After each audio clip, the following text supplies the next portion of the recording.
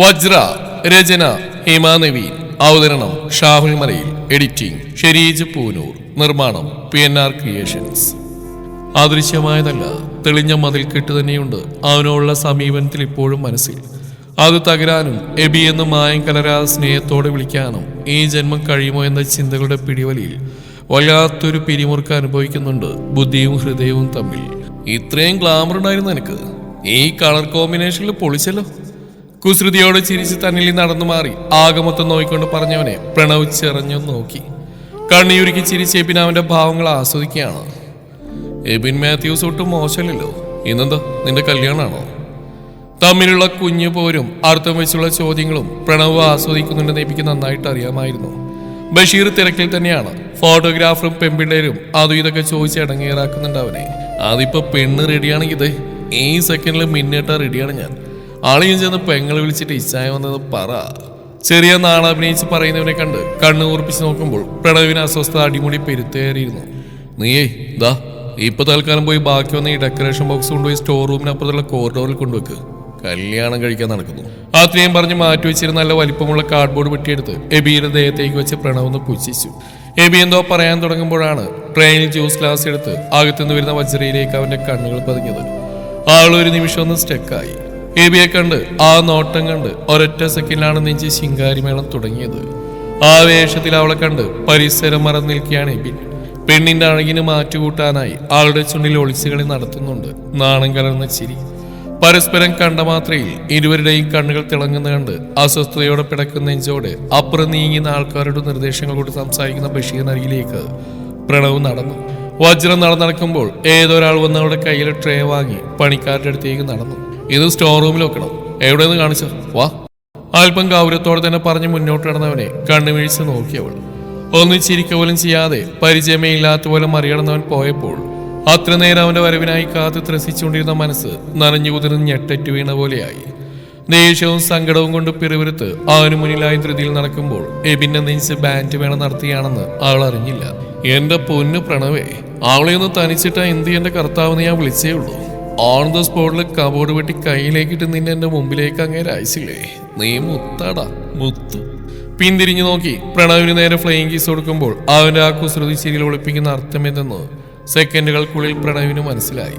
വെളച്ചിലെടുത്ത് പുറത്തേക്ക് എറിഞ്ഞ കണ്ണിയുരുക്കി പല്ലിറുമുന്ന പ്രണവിനെ മൗനമായ ശാസന മനസ്സിലാക്കിയെന്നോണം എബി ചിരി അമർത്തി പിടിച്ച് തലതാഴ്ത്തി. ദാ അവിടെ വെച്ചോ. ഗൗരവത്തിൽ പറഞ്ഞ് തന്നെ മറികടന്നു പോകുന്നവളെ കയ്യിൽ പിടിച്ചു വലിച്ച സ്റ്റോർ റൂമിനോട് ചേർന്ന വരാന്തയുടെ മൂലയിലേക്ക് പിടിച്ചു നിർത്തുമ്പോൾ പെട്ടെന്ന് ആരുടെയും നോട്ട് അവിടേക്ക് ചെന്നെത്തില്ലെന്ന് ഉറപ്പായിരുന്നു എബിക്ക്. ആൾ ഞെട്ടി കുതിരാൻ ശ്രമിക്കുമ്പോഴേക്കും അവൻ വായുപൊത്തി ഭിത്തിയോട് ഒന്നുകൂടി ചേർത്ത് നിർത്തി. പെണങ്ങാതെടി, ഞാൻ നിന്നോടൊന്ന് ഒറ്റയ്ക്ക് സംസാരിക്കാൻ ചുമ്മാ ഗൗരവം കാണിച്ചല്ലേ. അത്രയും ആൾക്കാരുടെ ഇടയിൽ നിന്ന് എങ്ങനെയാ നല്ലപോലെ ഒന്ന് സംസാരിക്കുന്നത്? ഇതിപ്പോ കർത്താവായിട്ടല്ല, എന്റെ പുന്നാര പ്രണവായി തന്ന ഓപ്പർച്യൂണിറ്റിയാ. ഉള്ള സമയം നീ ഇങ്ങനെ പിണങ്ങി നിൽക്കല്ലേടി. ആൾ കുതിര നിർത്തി വായ്ക്കമുകളുടെ കൈയിലേക്ക് അവന്റെ കണ്ണിലേക്ക് നോക്കി. പ്രണയം കലർന്ന കുസൃതിയോടെ അവൻ ആ കൈ പതിയെ മാറ്റി. ആൾക്ക് ഇരു സൈഡിലുമായി കൈകൾ കൊണ്ട് മതിൽ തീർത്തു. എന്ത് ഭംഗിയാണെന്നോ നീ.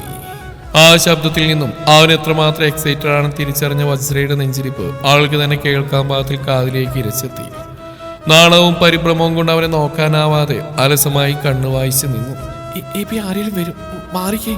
കണ്ണിലേക്ക് നോക്കാതെ അവന് നെഞ്ചിൽ പിടിച്ചിടുന്ന അവളെ അങ്ങേയറ്റത്തെ പ്രണയഭാവത്തോടെ നോക്കി ആ കൈ പിടിച്ചു വച്ചവൻ നെഞ്ചോട് ചേർത്തു വെച്ചു. 5 കൊല്ലം മിണ്ടാൻ പോലും പറ്റാതിരുന്ന 5 കൊല്ലത്തെ വേദനക്ക് ദൈവം തന്ന മരുന്ന. ഇന്നിങ്ങനെ എന്നോട് നീ ചേർന്ന് നിൽക്കുന്ന ഈ ഒരൊറ്റ നിമിഷം തോന്നിപ്പോവാ. പ്രണവിന്റെ ഇഷ്യൂ സോൾവ് ആയി എന്ന് നമ്മളിങ്ങനെ നിൽക്കുന്ന ആലോചിച്ച് എത്രയോ രാത്രി ഉറങ്ങാതിരുന്നിട്ടുണ്ട്.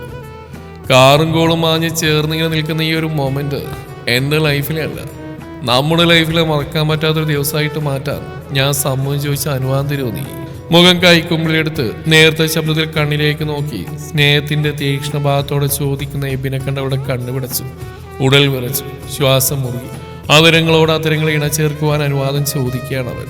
ഉത്തരം നൽകാൻ കഴിയാതെ അടിമുടി വിറച്ചുപോയി. ഭയവും തെറ്റും ശരിയും എന്ന മനസ്സിന്റെ വാഗ്വാദങ്ങളും അവനോടുള്ള ഇഷ്ടവും തുല്യമായ അളവിൽ കൊടുങ്കാറ്റ് പോലെ ഉള്ളിൽ വീശിയടിക്കുന്നു. അപ്പുറത്ത് കേൾക്കുന്ന ബഹളങ്ങൾക്കൊപ്പം പെട്ടെന്നാണ് സൗണ്ട് സിസ്റ്റം ഓണായത്. ഒന്ന് ഞെട്ടിയെങ്കിലും ഒന്നനങ്ങാൻ പോലും സമ്മതിക്കാതെ കൈക്കുമ്പിൽ പിടിച്ചിരിക്കുകയാണ് തന്റെ മുഖത്തെ. വജ്ര അന്തരാത്മാവിലേക്ക് തട്ടിത്തെറിച്ച് വീണ ആ വിളി അറിയാതെ ആ കൈകളിൽ മുറുക്കെ പിടിച്ചുപോയി. എബിയുടെ കണ്ണുകളിലെ തിളക്കവും പ്രണയഭാവവും ആ പാട്ടിന്റെ വരികൾ ഒഴുകിയെത്തിയ നേരം 10 മടങ്ങായി ജ്വലിച്ചു. അവന്റെ നേരത്തെ പുഞ്ചി തെളിഞ്ഞ മുഖം തന്നിലേക്ക് അടുത്തു വരുന്ന കാണുകെ നെഞ്ചു വിറച്ചു. കണ്ണുകൾ താനെ അടഞ്ഞു. ആദരങ്ങളിലേക്ക് അത്തരങ്ങൾ ചേർന്നു. സിരകളിൽ മിന്നൽ പിണർ പാഞ്ഞേറിയതുപോലെ തരിച്ചുകൊണ്ട് അവളറിയാതെ പെരുവിരിലൂന്നി ഉയർന്നു. മേഘരൂപമായിരുന്ന അവന്റെ ചുണ്ടുകൾക്കപ്പോഴെന്ന് തോന്നിയവൾക്ക് തന്റേതാണെന്ന കരുതലിൽ മൃദുവായ എന്നാൽ അതിഗാഠമായ മധുര സമ്മാനം അവളിലേക്ക് പകർന്നു നൽകുമ്പോൾ തന്നിൽ മുറുകുന്ന അവളുടെ കൈകളെ ഒരു കൈ കൊണ്ട് കോർത്തു പിടിച്ച് അവനിലേക്ക് തന്നെ വലിച്ചടുപ്പിച്ചു. എബിന്റെ ശ്വാസം കനത്തു. എന്റെ മാത്രമെന്ന് ഹൃദയത്തിന്റെ ഓരോ തുടിപ്പും ഉറഞ്ഞു തുള്ളി. നിമിഷങ്ങൾ കഴിഞ്ഞ് കിതപ്പോടകന്നു മാറിയതും എബിയെ നോക്കാനാവാതെ ചുമരിലേക്ക് ചാഞ്ഞ് മിഴികൾ താഴ്ത്തി നിന്നുപോയി വജ്ര. അവന്റെ ഉള്ളിൽ ത്രസിക്കുകയായിരുന്നു. കഴിഞ്ഞുപോയ നിമിഷങ്ങളിൽ നിന്ന് പിൻവാങ്ങാൻ കഴിയാതെ മനസ്സ് ഉന്മാദത്താൽ പിടക്കുകയാണ്. കുറച്ച് സെക്കൻഡുകൾ എടുത്തു മനസ്സൊന്ന് ശാന്തമാവാൻ. അവളുടെ നാണവും മുഖത്ത് നോക്കാൻ കഴിയാതെയുള്ള നിൽപ്പും കണ്ടവൻ കുസൃതിയോടെ മുഖം താഴ്ത്തി ആ കണ്ണിലേക്ക് നോക്കി. അവന്റെ തോളിലും കൈത്തണ്ടയിലും തള്ളി ആ അന്തരീക്ഷത്തിൽ നിന്ന് പുറത്തടക്കാനെന്ന വണ്ണം കൃത്രിമ ദേഷ്യം കാണിക്കുമ്പോഴും അവൻ ചിരിയമർത്താൻ പാടുപെട്ട് കുലുങ്ങി ചിരിക്കുക തന്നെയാണ്. എൻ്റെ അല്ലേ നീ ഈ ദിവസം, ആ മൊമെന്റ്സ് നമുക്ക് മാത്രം സ്വന്തമായ അനുഭൂതി. പച്ചകുത്തിയ പോലെ എൻ്റെ നെഞ്ചിലും നിന്റെ നെഞ്ചിലും ഇനി മരിക്കും വരെ ഇത് മായാതെ നിൽക്കും. അവനെ നോക്കാൻ കഴിയാതെ പിന്തിരിഞ്ഞു പോവാൻ നേരം പിടിച്ചു നിർത്തി പറയുമ്പോൾ ആ കണ്ണിലേക്ക് നോക്കി അവൾ ചിരിച്ചു. കൈവെള്ള കൊണ്ട് അവന്റെ കവിൾ പൊതിഞ്ഞു പിടിച്ചു. കുഞ്ഞൊരടിയോടുത്ത് ഓടിപ്പോകുമ്പോൾ ഇരുമുഖങ്ങളിലും അത്രമേൽ ഭംഗിയുള്ള ചിരി വീണ്ടും ഒളിച്ചിരുന്നിരുന്നു. ആൾ ഓടിപ്പോകുന്ന കുറച്ച് നിമിഷത്തിന് ശേഷം പുറകിലായി എബിൻ നടന്നു വരുന്നതും കണ്ട് ബഷീറിന്റെ ഏതോ അകന്ന ബന്ധുവായ പ്രായമുള്ള സ്ത്രീയുടെ മുഖം ചുളിഞ്ഞു. ഒരു ചിരിയും കളി ഇതിനൊക്കെ കൈറൂരി വിടുന്ന വീട്ടുകാരെ പറഞ്ഞാൽ മതി. ഈ ബിലീസിങ്ങള് ആരോട് പറയാൻ? ബഷീറോട് പറഞ്ഞാൽ കൊല്ലാൻ പറ്റില്ല ചെക്കൻ. ഒരു കൂട്ടുകാരി. ഇവിടെ എല്ലാവർക്കും എന്തോ കുഴപ്പമുണ്ട്. ഇവൻ ഏതാണാവോ വരുന്നാണ്ടില്ലേ? ഈ സ്റ്റോർ റൂമിൽ എന്താ കാര്യം വിറ്റോൾക്ക്? പരിപാടിയൊക്കെ കഴിയട്ടെ, ശരിയാക്കി കൊടുക്കുന്നുണ്ട് ഞാൻ. തട്ടും തലയിലേക്ക് ശക്തിയിൽ വലിച്ചിട്ട് പിറുവിറുത്തവർ പോകുമ്പോൾ എല്ലാം കേട്ടുകൊണ്ട് പുറകിലെ സൈഡിലെ ചുമലിലേക്ക് ചാഞ്ഞ് പ്രണവും ഉണ്ടായിരുന്നു. കലങ്ങിച്ചു വന്ന കണ്ണിൽ നിന്ന് കണ്ണീരിറ്റു വീണു. മുഖം താഴ്ത്തി കൈവെള്ളയിലേക്ക് നോക്കി. ഗ്ലാസ് ഞെരിച്ചുടച്ച് പൊട്ടിച്ച് കയ്യിലേക്ക് കുത്തിക്കയറി ചോരൊഴുകുന്നുണ്ട്. എബി വരുന്നുണ്ടെന്ന് മനസ്സിലാക്കിയതും തൂണിലേക്ക് മറഞ്ഞു നിന്നു. ടവലെടുത്ത് കയ്യിൽ വരിഞ്ഞു കിട്ടുമ്പോൾ എബി പോയ വഴിയൊന്ന് നോക്കി. ദേഷ്യവും സങ്കടവും കൊണ്ട് അവന്റെ മുഖം വലിഞ്ഞു മുറുകി. സ്റ്റോർ റൂമിലേക്ക് ബാക്കിയെന്തോ കൊണ്ടുവയ്ക്കാൻ വന്നപ്പോഴാണ് ചുവരിനപ്പുറത്ത് അനുവാദം ചോദിക്കുന്ന എബിയുടെ ശബ്ദം കേൾക്കുന്നത്. ചങ്കിലാരോ കത്തിവെച്ച പോലെ പിടഞ്ഞുപോയി. എത്ര മനസ്സിലാക്കാൻ ശ്രമിച്ചാലും അവൾ മാത്രം നിറഞ്ഞിരിക്കുന്ന ഹൃദയത്തെ പറഞ്ഞ് ശാന്തമാക്കാൻ കഴിയുന്നില്ലായിരുന്നു. അവളെക്കുറിച്ച് ഇങ്ങനെയൊന്നും അവിടെ നാവിൽ നിന്ന് വീഴ്ത്തിയ നിന്നെ പിടിച്ചു വലിച്ച് ദേഷ്യം നീര് വരെ തല്ലാൻ തോന്നുന്നുണ്ട് എനിക്ക്. എന്തിനിങ്ങനെ ഒരു സാഹചര്യം ഉണ്ടാക്കി നീ? അവൾക്ക് മേലൊരു ദൂഷിപ്പിന്റെ പാര വെച്ചു കൊടുത്തു. ആ സ്ത്രീയുടെ കണ്ണിലും വാക്കിലും അവളെ ഒരു വ്യക്തിത്വം ഇല്ലാത്ത പെണ്ണായി കൊണ്ടു നിർത്തിയപ്പോ എന്ത് നേടി നീ? മൗനാനുവാദം നൽകിയത് എന്തിനാണ് വജ്ര? നീ അവനെ തള്ളിച്ചതക്കാൻ തോന്നുന്നുണ്ട് എനിക്ക്. ഉൾക്കൊള്ളാൻ കഴിയുന്നില്ല എനിക്ക്. അവരിത് പൊടിപ്പും തൊങ്ങലും വെച്ച് അവരെല്ലാം അറിയിക്കുമ്പോൾ നിന്നെ കുറിച്ച് ആരെങ്കിലും വെറുപ്പോടെ അവജ്ഞയോടെ ചിന്തിക്കുന്ന പോലെ എനിക്ക്. മുഷ്ടിയുരുട്ടി അതിലേക്ക് മുഖമർത്തിയവൻ ദേഷ്യവും കരച്ചിലും അമർത്തി പിടിച്ചു. എബിൻ, നീ അവളെ കരയിപ്പിക്കുന്നതിന്റെ മനസ്സിപ്പോ. മുറിഞ്ഞ കൈ കൊണ്ട് അവൻ അത്രമേൽ മാനസിക സംഘർഷത്തോടെ ചുമരിലേക്ക് ആഞ്ഞു കുത്തി. ഇന്നലെ എബിയോട് ചേർന്ന് നിന്നും ശ്വാസം പകുത്തതും സ്വപ്നത്തിലേക്ക് കൂടി കടന്നെത്തിയപ്പോൾ ആൾ പോലും അറിയാതെ ചുണ്ടിലേക്ക് ചിരി ഓടിയെത്തി. പാത്തുവിന്റെ എൻഗേജ്മെന്റ് നിമിഷങ്ങളും അതിനിടയിൽ എബിയുമായി കണ്ണിൽ കണ്ണിൽ നോക്കിയുള്ള ഒളിച്ചുകളിയും ഒക്കെ പരസ്പരം ഇന്നലെ രാത്രി സംസാരിച്ച് എപ്പോഴാണ് ഫോൺ കെട്ടായതെന്ന് ഉറങ്ങിയതെന്ന് ഓർമ്മയില്ല. ഉറക്കത മുറിച്ചുകൊണ്ട് ഫോൺ റിങ് ചെയ്തപ്പോൾ അലോസരത്തോടെ ഈർഷ്യയോടെ കണ്ണു തുറക്കാതെ കൈപരിധി ഫോൺ എടുത്ത് ചെവിയിൽ വെച്ചു. ഹലോ കേട്ടപ്പോൾ ബഷിയാണെന്ന് മനസ്സിലായതും ശരിയോടെ കണ്ണുറന്ന് എന്തോ ചോദിക്കാനായി തുടങ്ങിയതും കേട്ട വാർത്തയിൽ ഞെട്ടിപ്പിടഞ്ഞവൾ എഴുന്നേറ്റു. ശ്വാസം മുറിഞ്ഞു പോകും പോലെ കൈ വിറയ്ക്കുന്നു. നെഞ്ചതിശക്തമായി പിടിച്ചു. കണ്ണ് നിറഞ്ഞൊഴുകി. ഫോൺ കയ്യിൽ നിന്ന് ഊർന്നു വീണു. ഹെബി. നെറ്റിയിലേക്ക് 2 കൈ അമർത്തി പിടിച്ചവൾ ഹൃദയം പിടഞ്ഞു വിളിച്ചു. വജ്ര, നീ ഇങ്ങനെ കരയാതെ. അവന്റെ പപ്പയുണ്ട് അവിടെ. കൂടെയുള്ള ലീഗൽ അഡ്വൈസർ അത്ര മോശമൊന്നുമില്ല. നമ്മൾ ഒരുപാട് കേട്ടിട്ടുള്ളതല്ലേ. ജൂനിയേഴ്സിനെ പറഞ്ഞേക്കാതെ അങ്ങനെ തന്നെ നേരിട്ട് വന്ന് മാത്യൂസ് ഞങ്ങളുടെ ഫാദറുള്ള ഫ്രണ്ട്ഷിപ്പ് അത്ര ഡീപ്പായതുകൊണ്ടാ. എന്തെങ്കിലും ഒരു വഴിയാണെന്നിരിക്കില്ല. നീ ഒന്ന് സമാധാനിക്കടി. എന്താ സംഭവിച്ചെന്ന് ഇപ്പോഴും ഒരു വ്യക്തത കിട്ടിയിട്ടില്ല. തൽക്കാലം ഞാനും ഇവനും കൂടി ഒന്ന് പോയി നോക്കട്ടെ. അപ്ഡേറ്റ്സ് അറിയാലോ. അവിടെ ചെന്നാൽ അവരെ കാണാൻ സമ്മതിക്കില്ലെന്ന് ഉറപ്പാണ്. നിന്റെ മുത്തച്ഛനാണെങ്കിൽ ഹരിദ്വാർ തീർത്ഥാടനം കഴിഞ്ഞ് എത്താറായി എന്നല്ലേ അമ്മ പറഞ്ഞ്. നാശം പിടിക്കാനായി കൂടെ നിന്റെ ആ വകതിരില്ലാത്ത ചിറ്റപ്പനെ എഴുന്നള്ളുന്നുണ്ട്. അസൈൻമെന്റിന്റെ കാര്യം പറഞ്ഞ് എന്റെ കൂടെ ഇങ്ങോട്ട് ഓടി വരാൻ ഇറങ്ങിയപ്പോ അമ്മയെ നിന്നെ പ്രത്യേകം ഓർമ്മിപ്പിച്ച് എന്തുകൊണ്ടാണ് ഞാൻ പറയണ്ടല്ലോ.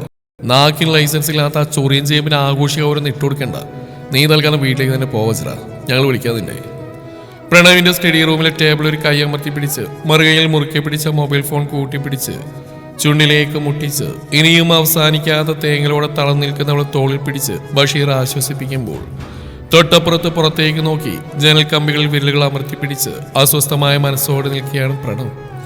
വജ്രയുടെ കരച്ചിൽ ചീളുകൾ നെഞ്ചിലേക്ക് കാരമുള്ള തർക്കം പോലെ നീറ്റുന്നുണ്ട്. എബിക്ക് എന്താണ് സംഭവിച്ചതെന്ന് പൂർണ്ണമായിട്ടും അറിയില്ല. പുലർച്ചെ നടന്നൊരു പോലീസ് അറസ്റ്റ്. ഉറങ്ങിക്കിടന്ന അവൻ ഉദ്യോഗസ്ഥർ വന്ന് സ്റ്റേഷനിലേക്കാണ് ആദ്യം കൊണ്ടുപോയതെന്നും അവിടെ നിന്ന് പോലീസ് ക്ലബിലേക്ക് കൊണ്ടുപോയെന്ന് പറഞ്ഞ് ക്ലാസ്മേറ്റും ഈ നാട്ടുകാരൻ തന്നെയായ ശരത്ത് രാവിലെ ഒരു 6:30 വിളിച്ചപ്പോൾ കുറച്ച് നിമിഷത്തേക്ക് തറഞ്ഞിന്ന് പോയി. ഷോക്ക് എന്നൊക്കെ പറഞ്ഞാൽ കുറഞ്ഞു പോകും. വിവരം അറിയിക്കാൻ ബഷീറിനെ വിളിക്കുമ്പോൾ മൈൻഡൊക്കെ ബ്ലാങ്ക് ആയി പോയിരുന്നു. ഓർത്ത് വജ്രയുടെ പ്രതികരണമാണ്. ആളിതറിയുമ്പോൾ ഉള്ളൊന്ന് ഉലഞ്ഞു പോയി. ഇന്നലെ പാത്തുവിന്റെ ഫംഗ്ഷൻ നടക്കുമ്പോൾ എത്രമാത്രം സന്തോഷവതിയായിരുന്നു അവൾ. അവളുടെ പഴയ പ്രണവിലേക്ക് തന്നെ കൈപ്പിടിച്ച് നടത്തിക്കും പോലെ തോന്നി. അന്നേരം തൻ്റെ ഉള്ളിൽ പൊടിഞ്ഞ ചോരത്തുള്ളികളുടെ കണക്ക് അവൾക്കറിയില്ലല്ലോ. സഹിച്ചു, മൗനമായി കരഞ്ഞു. നിറഞ്ഞ സന്തോഷത്തോടെ എന്റെ പ്രണവല്ലേ എന്ന് പറയാതെ പറഞ്ഞ് ആ വിരൽ തന്റെ വിരലിൽ കോർക്കുമ്പോഴേക്ക് തീപ്പൊള്ളലേറ്റ പോലെ വിറച്ചു, പിടഞ്ഞു. സെക്കൻഡുകൾ കൊണ്ട് സംയമനം വീണ്ടെടുത്ത് അവളുടെ കണ്ണിലെ സന്തോഷത്തേക്കാൾ മറ്റൊന്നും ഇനി വലുതല്ല തനിക്കെന്ന് മനസ്സിൽ ആർത്തു പറഞ്ഞ് സ്വയം ശാസിച്ച് ചിരിക്കാൻ ശ്രമിച്ചു. താൻ കണ്ടു, ഓരോ നിമിഷവും കണ്ടു. എബിൻ മാത്യൂസ് എന്ന പേര് പോലും അവൾ എത്രത്തോളം സന്തോഷിപ്പിക്കുന്നുണ്ടെന്ന്, അവന്റെ ഓരോ നോട്ടങ്ങളിലും അവൾ എത്രമാത്രം തരളിതയാവുന്നുണ്ടെന്ന്, ആരെയും മയക്കുന്ന അവന്റെ ചിരിയിൽ, ഇഷ്ടം തോന്നിപ്പിക്കുന്ന കുസൃതിയിൽ, കുറുമ്പ് വാക്കുകളിൽ. വജ്ര എന്ന തന്റെ പ്രിയ സഖിയുടെ മനസ്സും ആത്മാവും അവൾ എന്നേക്കുമായി മറന്നു വെച്ചിരിക്കുന്നു. ഇനി ആ കണ്ണിൽ അവന്റെ രൂപത്തിനൊപ്പം മിഴിവോടെ മറ്റൊന്നും തെളിഞ്ഞെത്തില്ല. വേദനയോടെ, അങ്ങേയറ്റത്തെ തളർച്ചയോടെ ഓരോ നിമിഷവും അത് തിരിച്ചറിയുമ്പോൾ, എബി, നീ ഇനി എന്റെ പെണ്ണിനെ നുള്ളിപ്പോലും നോവിച്ച ഒരു മൺതരിയോളമെങ്കിലും അവളുടെ വിശ്വാസത്തിലെ കനൽ കോരിയിട്ടാ പ്രണവിന്റെ കയ്യിൽ നിന്റെ ചോരപതിവെന്ന് മൗനമായി അലമുറയിട്ട് കരഞ്ഞു മനസ്സ്. ഒരു രാത്രിക്കപ്പുറം അറിഞ്ഞ ഈ വാർത്ത അവൾ എത്രത്തോളം തളർത്തുമെന്ന് ഓർക്കുമ്പോഴും എബിയുടെ നിരപരാധിത്വവും നൂലിയുടെ വലിപ്പത്തിൽ മുളപൊട്ടിയ സംശയവും തമ്മിൽ വടംവലി നടത്തുകയാണ് മനസ്സ്. ഡ്രഗ്സിന്റെയും മറ്റു ചില ഇല്ലീഗൽ ആക്ടിവിറ്റീസിന്റെയും പേരിൽ പോലീസ് തിരഞ്ഞുകൊണ്ടിരിക്കുന്ന ഒരു ബാംഗ്ലൂർ ബേസ്ഡ് ആയിട്ടുള്ള ഒരു വലിയ ഗ്യാങ്ങിന്റെ കേരളത്തിലെ കണ്ണികളിൽ എങ്ങനെ എബിന്റെ പേര് ചേർക്കപ്പെട്ടു. കോളേജിൽ കഴിഞ്ഞ ദിവസം തന്നെ ചൊറിയാൻ നിന്നവരുടെ ബൈക്ക് അടിച്ചേർത്തപ്പോൾ അവനെ ഒരു നോക്കൊണ്ട് പോലും എതിർക്കാതെ നിന്നവന്മാരെ കുറിച്ച് എന്തൊക്കെയോ റൂമറുകൾ കേട്ട അറിവ് മനസ്സിലേക്ക് ഇരച്ചെത്തി നിൽക്കുന്നുണ്ട്. സ്റ്റേറ്റ് തലത്തിൽ ബാഡ്മിന്റൺ മത്സരത്തിലേക്ക് തിരഞ്ഞെടുക്കപ്പെട്ടവരിൽ അവരിൽ ആരൊക്കെ ഉത്തേജക മരുന്ന് ഉപയോഗിച്ചിരുന്നെന്ന് കൂടുതൽ വിവാദമാക്കാതെ കോളേജ് മാനേജ്മെന്റ് തന്നെ അതൊക്കെ ഒതുക്കിയപ്പോൾ എബി അതിനെ അനുകൂലിച്ച് സംസാരിച്ച് കേട്ടിരുന്നു. അന്ന് അതും പറഞ്ഞ് വജ്രക്ക് മുമ്പിൽ അവനെ പൂച്ചിച്ച് സംസാരിച്ചിട്ടുണ്ട് താൻ. അവരാരും അങ്ങനെ ഒരു നെറിയേട് കാണിച്ചില്ലെന്ന് എബിക്ക് അത്രയ്ക്ക് വിശ്വാസമുള്ളവരെയായിരുന്നു HOD-യോടൊക്കെയുള്ള അവന്റെ സംസാരം. തെളിവെന്തൊക്കെയോ ഉണ്ട് പോലും. ആ ഗ്രൂപ്പിനെ അവൻ ഇതിനു മുമ്പ് സപ്പോർട്ട് ചെയ്തിട്ടുണ്ട്.